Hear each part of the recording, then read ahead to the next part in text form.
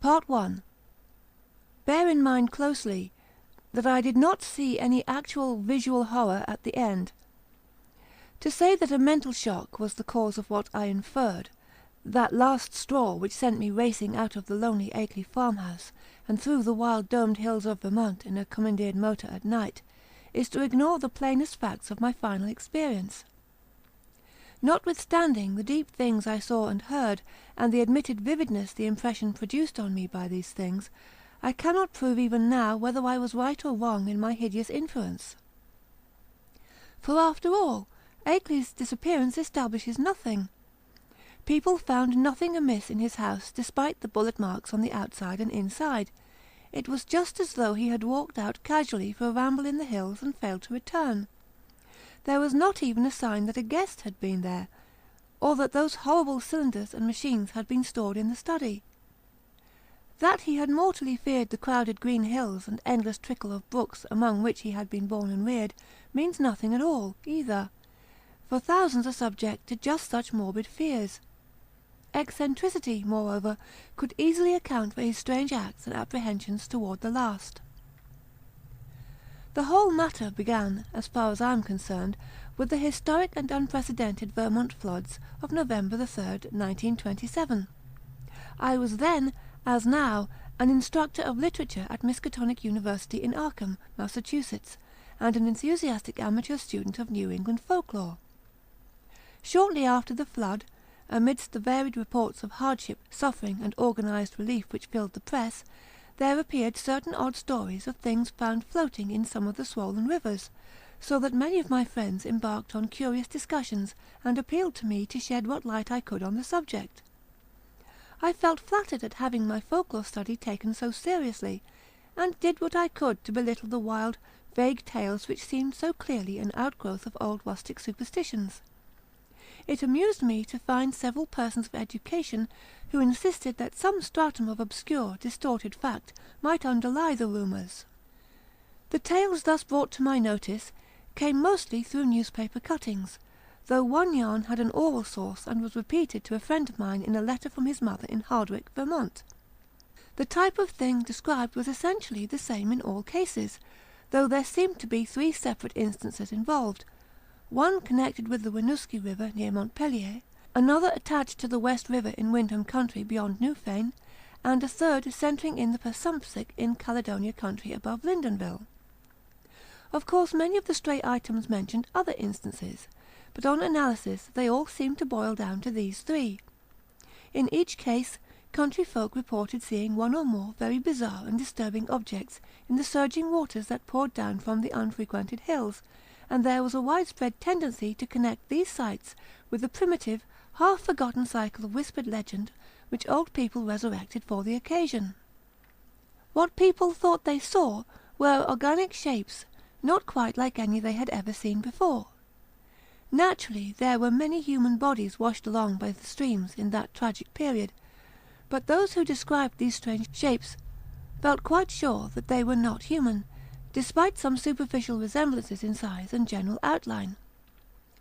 Nor, said the witnesses, could they have been any kind of animal known to Vermont.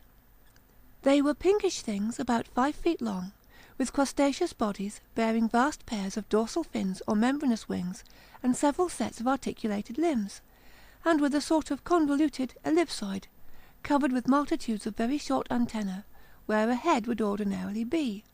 It was really remarkable how closely the reports from different sources tended to coincide, though the wonder was lessened by the fact that the old legends, shared at one time throughout the hill country, furnished a morbidly vivid picture which might well have coloured the imaginations of all the witnesses concerned. It was my conclusion that such witnesses, in every case naive and simple backwoods folk, had glimpsed the battered and bloated bodies of human beings or farm animals in the whirling currents, and had allowed the half-remembered folklore to invest these pitiful objects with fantastic attributes. The ancient folklore, while cloudy, evasive, and largely forgotten by the present generation, was of a highly singular character, and obviously reflected the influence of still earlier Indian tales. I knew it well, though I had never been in Vermont, through the exceedingly rare monograph of Eli Davenport, which embraces material orally obtained prior to 1839 among the oldest people of the state. This material, moreover, closely coincided with tales which I had personally heard from elderly rustics in the mountains of New Hampshire. Briefly summarized, it hinted at a hidden race of monstrous beings which lurked somewhere among the remoter hills, in the deep woods of the highest peaks, and the dark valleys where streams trickle from unknown sources.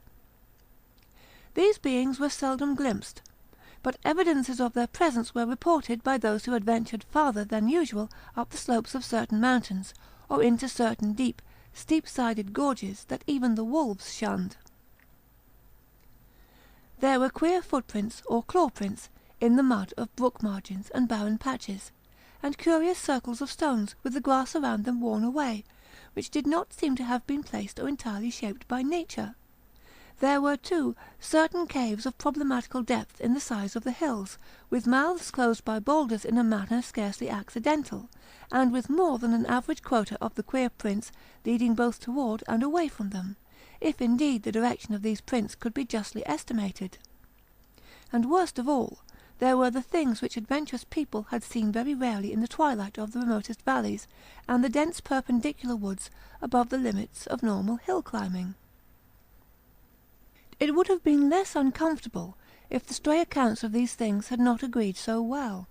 As it was, nearly all the rumours had several points in common, averring that the creatures were a sort of huge, light red crab, with many pairs of legs, and with two great bat-like wings in the middle of the back.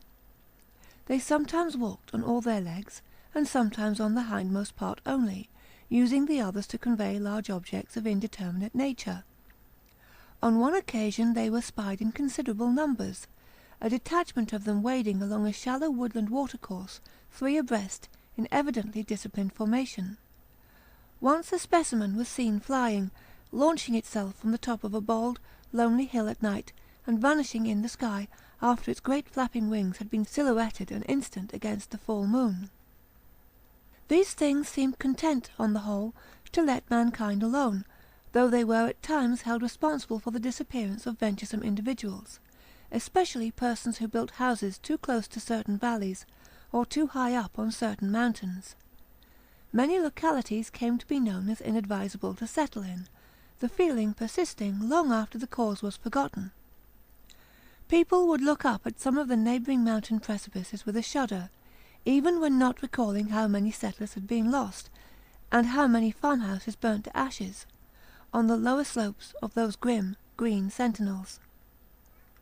But while according to the earliest legends the creatures would appear to have harmed only those trespassing on their privacy, there were later accounts of their curiosity respecting men, and of their attempts to establish secret outposts in the human world. There were tales of the queer claw prints seen around farmhouse windows in the morning, and of occasional disappearances in regions outside the obviously haunted areas. Tales, besides, of buzzing voices in imitation of human speech, which made surprising offers to lone travellers on roads and cart paths in the deep woods, and of children frightened out of their wits by things seen or heard where the primal forest pressed close upon their dooryards. In the final layer of legends, the layer just preceding the decline of superstition and the abandonment of close contact with the dreaded places, there are shocked references to hermits and remote farmers who at some period of life appeared to have undergone a repellent mental change, and who were shunned and whispered about as mortals who had sold themselves to the strange beings. In one of the north-eastern countries it seemed to be a fashion about 1800 to accuse eccentric and unpopular recluses of being allies or representatives of the abhorred things. As to what the things were, explanations naturally varied. The common name applied to them was "those ones," or "the old ones," though other terms had a local and transient use. Perhaps the bulk of the Puritan settlers set them down bluntly as familiars of the devil, and made them a basis of awed theological speculation. Those with Celtic legendary in their heritage, mainly the Scotch-Irish element of New Hampshire, and their kindred who had settled in Vermont on Governor Wentworth's colonial grants, linked them vaguely with the malign fairies and "little people" of the bogs and raths, and protected themselves with scraps of incantation handed down through many generations. But the Indians had the most fantastic theories of all.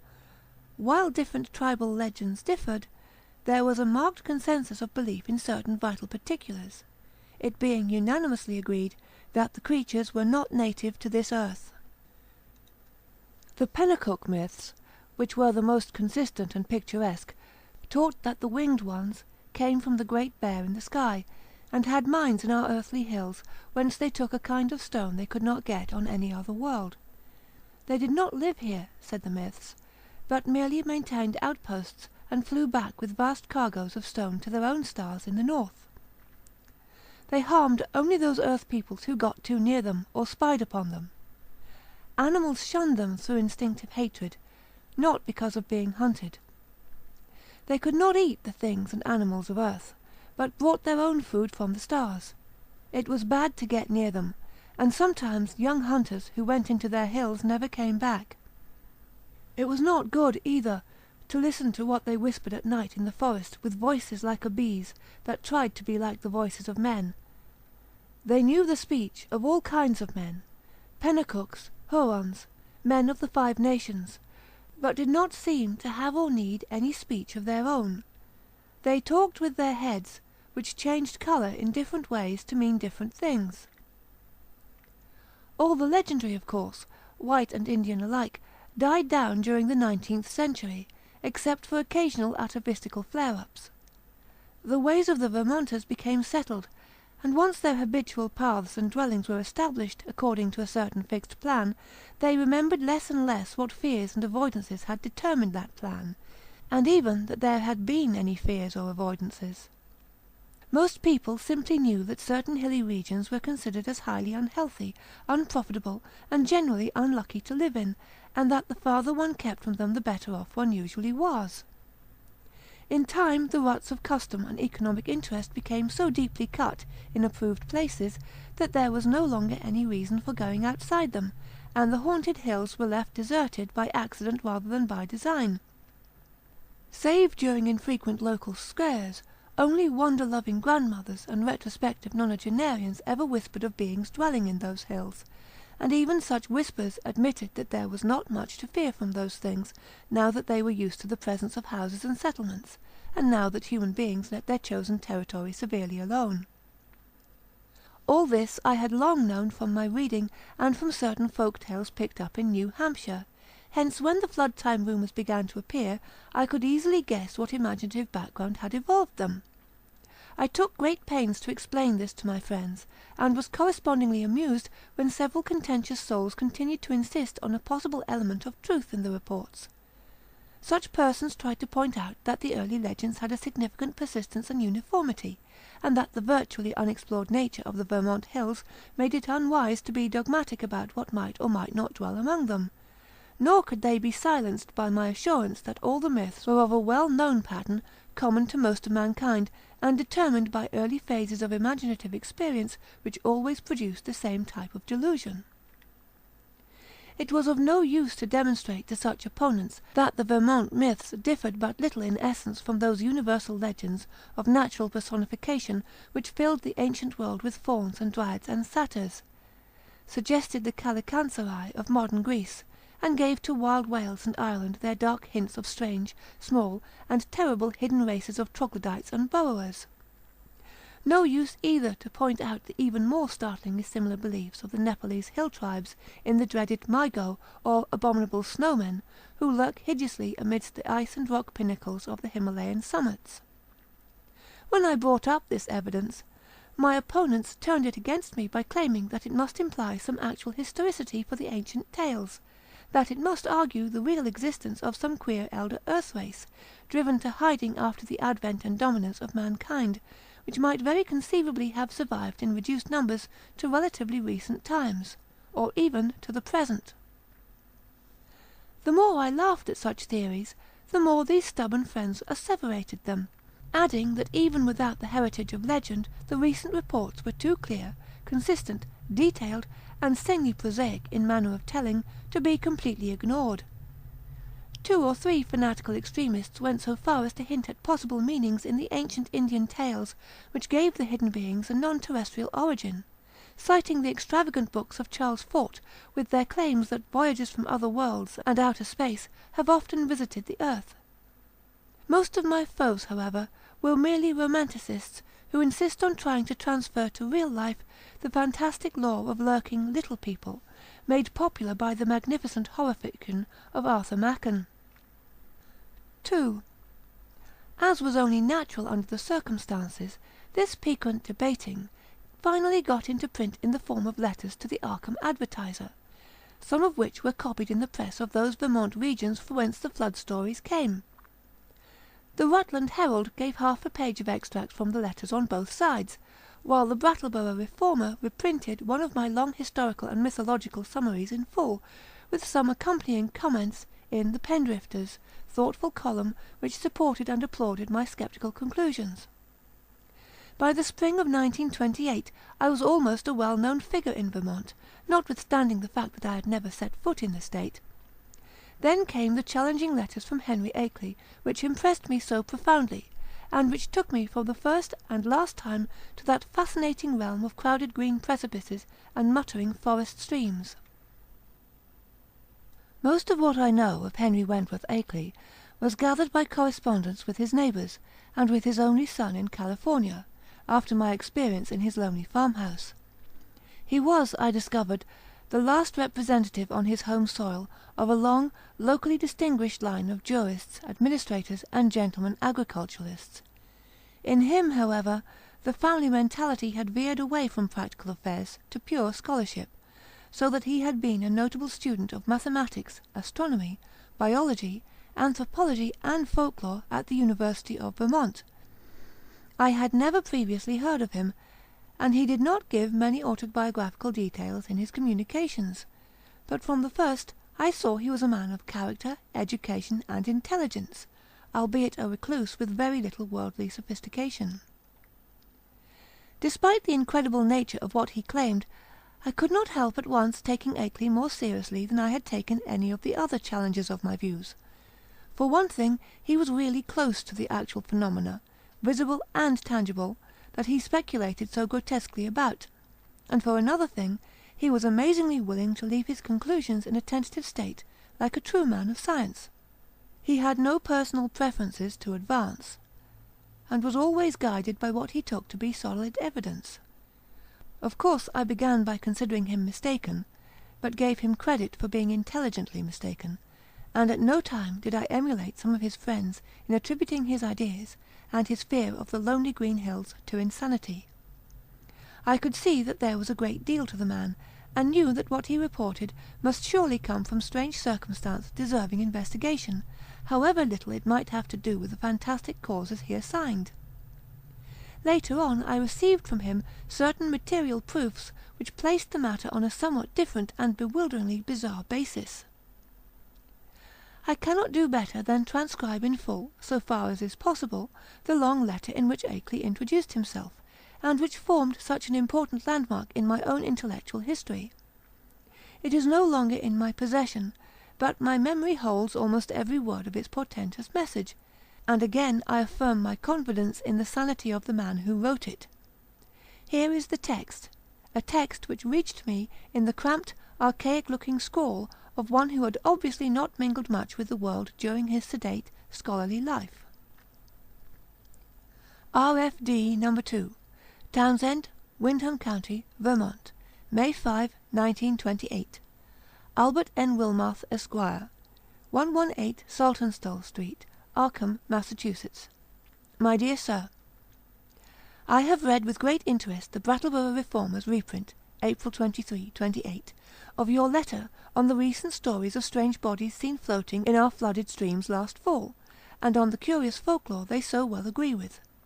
It is easy to see why an outlander would take the position you take, and even why Pendrifter agrees with you. That is the attitude generally taken by educated persons both in and out of Vermont, and was my own attitude as a young man (I am now 57), before my studies, both general and in Davenport's book, led me to do some exploring in parts of the hills hereabouts not usually visited. I was directed towards such studies by the queer old tales I used to hear from elderly farmers of the more ignorant sort, but now I wish I had let the whole matter alone. I might say, with all proper modesty, that the subject of anthropology and folklore is by no means strange to me.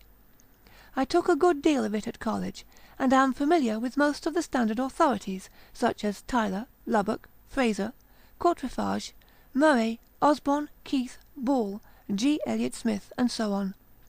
It is no news to me that tales of hidden races are as old as all mankind. I have seen the reprints of letters from you, and those agreeing with you, in the Rutland Herald, and guess I know about where your controversy stands at the present time. What I desire to say now is, that I am afraid your adversaries are nearer right than yourself, even though all the reason seems to be on your side. They are nearer right than they realise themselves, for of course they go only by theory, and cannot know what I know. If I knew as little of the matter as they, I would feel justified in believing as they do. I would be wholly on your side. You can see that I am having a hard time getting to the point, probably because I really dread getting to the point, but the upshot of the matter is, that I have certain evidence that monstrous things do indeed live in the woods on the high hills which nobody visits. I have not seen any of the things floating in the river, as reported, but I have seen things like them under circumstances I dread to repeat. I have seen footprints, and of late have seen them nearer my own home. I live in the old Akeley place, south of Townsend village, on the side of Dark Mountain, than I dare tell you now, and I have overheard voices in the woods at certain points that I will not even begin to describe on paper. At one place I heard them so much that I took a phonograph therewith, a dictaphone attachment, and wax blank, and I shall try to arrange to have you hear the record I got.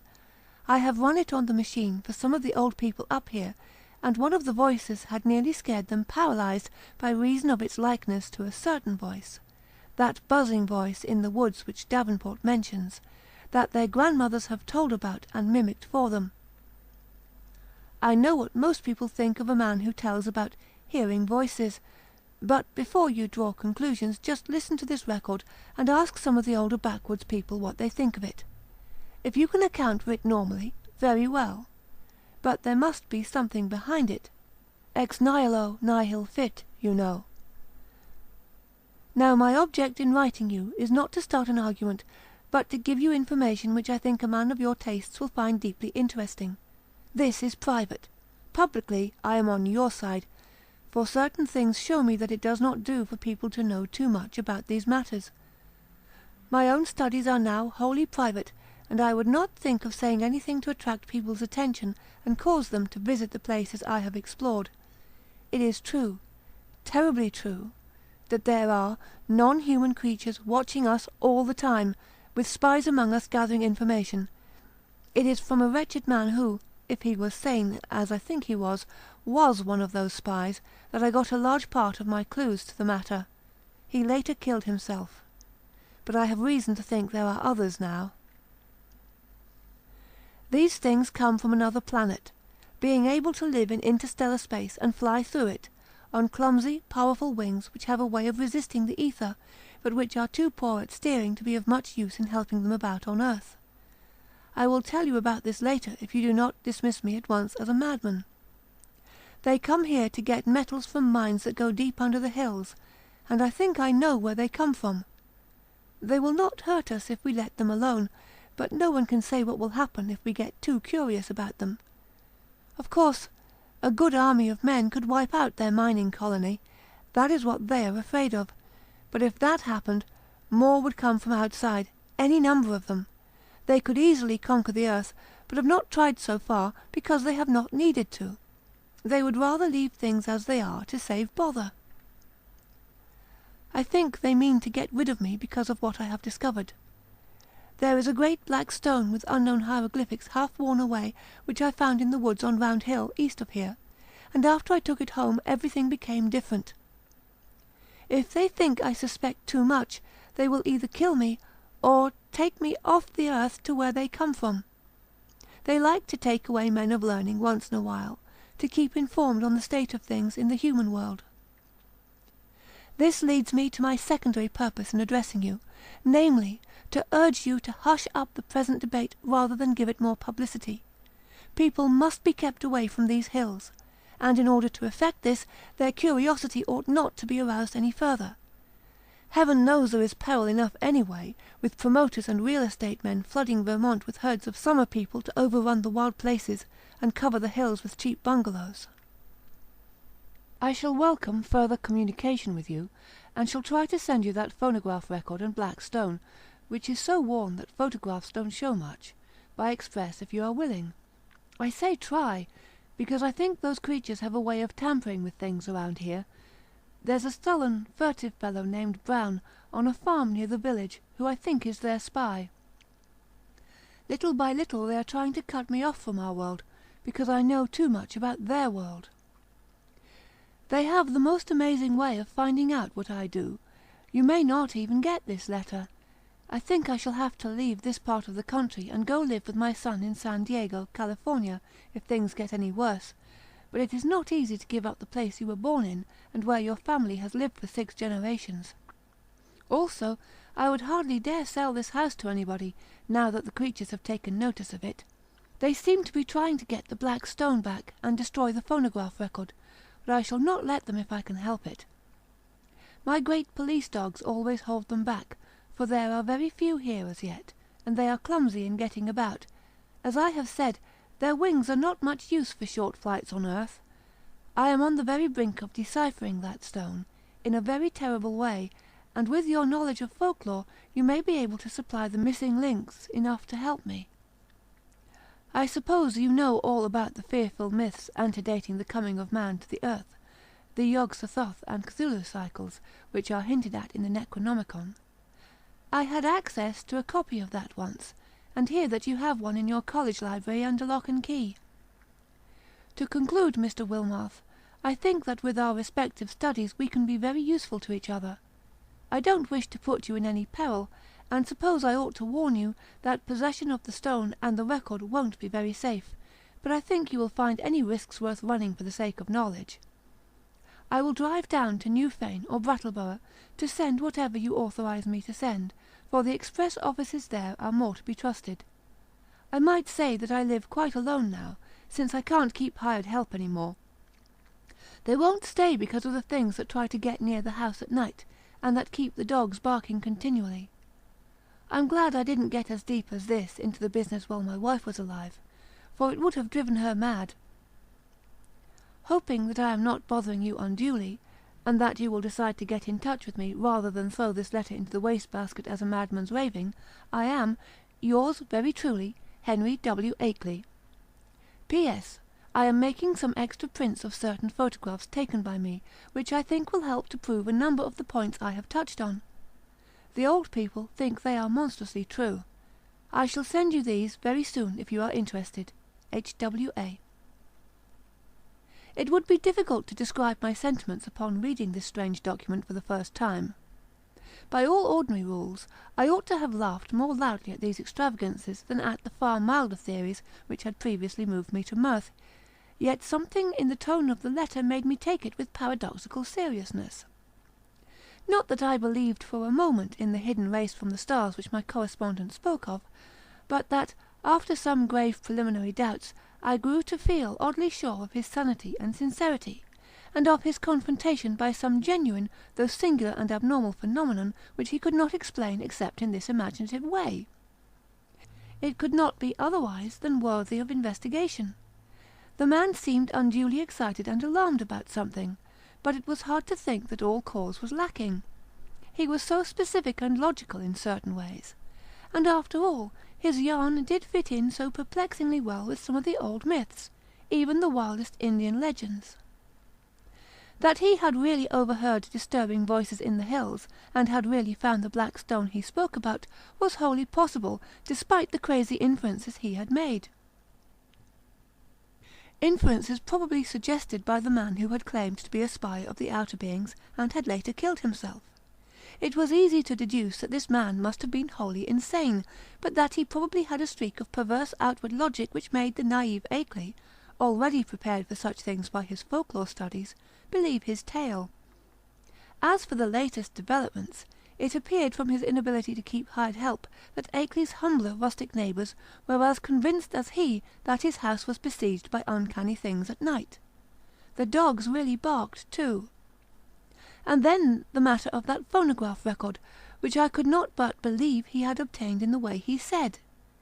It must mean something, whether animal noises deceptively like human speech, or the speech of some hidden, night-haunting human being decayed to a state not much above that of lower animals. From this my thoughts went back to the black hieroglyphed stone, and to speculations about what it might mean. Then, too, what of the photographs which Akeley said he was about to send, and which the old people had found so convincingly terrible? As I re-read the cramped handwriting, I felt as never before that my credulous opponents might have more on their side than I had conceded. After all, there might be some queer and perhaps hereditarily misshapen outcasts in those shunned hills, even though no such race of star-born monsters as folklore claimed. And if there were, then the presence of strange bodies in the flooded streams would not be wholly beyond belief. Was it too presumptuous to suppose that both the old legends and the recent reports had this much of reality behind them? But even as I harboured these doubts, I felt ashamed that so fantastic a piece of bizarrerie as Henry Akeley's wild letter had brought them up. In the end, I answered Akeley's letter, adopting a tone of friendly interest and soliciting further particulars. His reply came almost by return mail, and contained, true to promise, a number of kodak views of scenes and objects illustrating what he had to tell. Glancing at these pictures as I took them from the envelope, I felt a curious sense of fright and nearness to forbidden things, for in spite of the vagueness of most of them, they had a damnably suggestive power which was intensified by the fact of their being genuine photographs, actual optical links with what they portrayed, and the product of an impersonal transmitting process without prejudice, fallibility, or mendacity. The more I looked at them, the more I saw that my serious estimate of Akeley and his story had not been unjustified. Certainly these pictures carried conclusive evidence of something in the Vermont hills, which was at least vastly outside the ranges of our common knowledge and belief. The worst thing of all was the footprint, a view taken where the sun shone on a mud patch somewhere in a deserted upland. This was no cheaply counterfeited thing. I could see at a glance, for the sharply defined pebbles and grass blades in the field of vision gave a clear index of scale, and left no possibility of a tricky double exposure.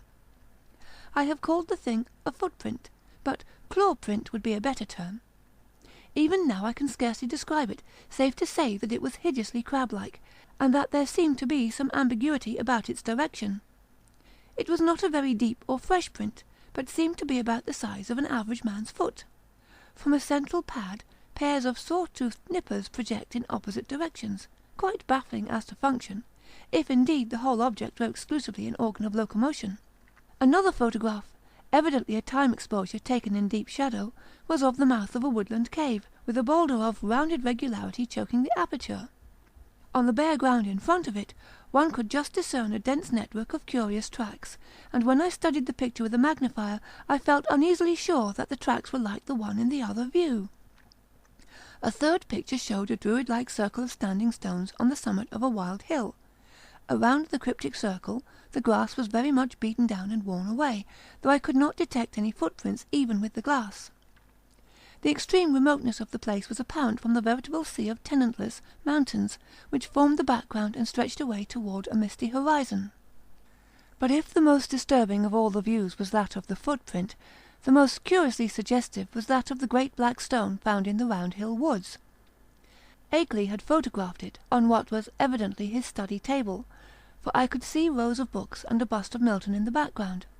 The thing, as nearly as one might guess, had faced the camera vertically with a somewhat irregularly curved surface of 1 by 2 feet, but to say anything definite about that surface, or about the general shape of the whole mass, almost defies the power of language. What outlandish geometrical principles had guided its cutting, for artificially cut it surely was, I could not even begin to guess, and never before had I seen anything which struck me as so strangely and unmistakably alien to this world. Of the hieroglyphics on the surface I could discern very few, but one or two that I did see gave rather a shock.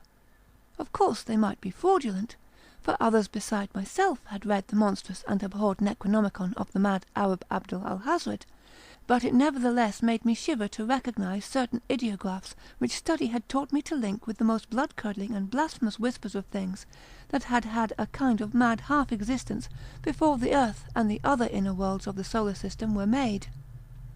Of the 5 remaining pictures, 3 were of swamp and hill scenes which seemed to bear traces of hidden and unwholesome tenancy. Another was of a queer mark in the ground very near Akeley's house, which he said he had photographed in the morning after a night on which the dogs had barked more violently than usual. It was very blurred, and one could really draw no certain conclusions from it, but it did seem fiendishly like that other mark or claw-print photographed on the deserted upland. The final picture was of the Akeley place itself, a trim white house of 2 stories and attic, about a century and a quarter old, and with well-kept lawn and stone-bordered path leading up to a tastefully carved Georgian doorway. There were several huge police dogs on the lawn, squatting near a pleasant-faced man with a close-cropped grey beard whom I took to be Akeley himself, his own photographer, one might infer from the tube-connected bulb in his right hand. From the pictures I turned to the bulky, closely written letter itself, and for the next 3 hours was immersed in a gulf of unutterable horror. Where Akeley had given only outlines before, he now entered into minute details, presenting long transcripts of words overheard in the woods at night, long accounts of monstrous pinkish forms spied in thickets at twilight on the hills, and a terrible cosmic narrative, derived from the application of profound and varied scholarship to the endless bygone discourses of the mad self-styled spy who had killed himself. I found myself faced by names and terms that I had heard elsewhere in the most hideous of conjections: Yugoth, Great Cthulhu, Sothogwa, Yog-Sothoth, Aulie, Nyarlathotep, Azathoth, Hastur, Yan, Leng, the Lake of Hali, Beth Mur, the Yellow Sign, Ulmur Cthulhos, Bran, and the Magnum Innominandum, and was drawn back through nameless aeons and inconceivable dimensions to worlds of elder, outer entity at which the crazed author of the Necronomicon had only guessed in the vaguest way. I was told of the pits of primal life, and of the streams that had trickled down therefrom, and finally of the tiny rivulets from one of those streams which had become entangled with the destinies of our own earth. My brain whirled, and where before I had attempted to explain things away, I now began to believe in the most abnormal and incredible wonders. The array of vital evidence was damnably vast and overwhelming, and the cool, scientific attitude of Akeley, an attitude removed as far as imaginable from the demented, the fanatical, the hysterical, or even the extravagantly speculative, had a tremendous effect on my thought and judgment. By the time I laid the frightful letter aside, I could understand the fears he had come to entertain, and was ready to do anything in my power to keep people away from those wild haunted hills. Even now, when time has dulled the impression and made me half question my own experience and horrible doubts, there are things in that letter of Akeley's which I would not quote, or even form into words on paper. I am almost glad that the letter and record and photographs are gone now, and I wish, for reasons I shall soon make clear, that the new planet beyond Neptune had not been discovered. With the reading of that letter my public debating about the Vermont horror permanently ended. Arguments from opponents remained unanswered or put off with promises, and eventually the controversy petered out into oblivion. During late May and June I was in constant correspondence with Akeley, though once in a while a letter would be lost, so that we would have to retrace our ground and perform considerable laborious copying. What we were trying to do, as a whole, was to compare notes in matters of obscure mythological scholarship, and arrive at a clearer correlation of the Vermont horrors with the general body of primitive world legend. For one thing, we virtually decided that these morbidities and the hellish Himalayan Mygo were one and the same order of incarnated nightmare. There was also absorbing zoological conjectures, which I would have referred to Professor Dexter in my own college, but for Akeley's imperative command to tell no one of the matter before us. If I seemed to disobey that command now, it is only because I think that at this stage a warning about those farther Vermont hills, and about those Himalayan peaks which bold explorers are more and more determined to ascend, is more conducive to public safety than silence would be. One specific thing we were leading up to was a deciphering of the hieroglyphics on that infamous black stone, a deciphering which might well place us in possession of secrets deeper and more dizzying than any formerly known to man.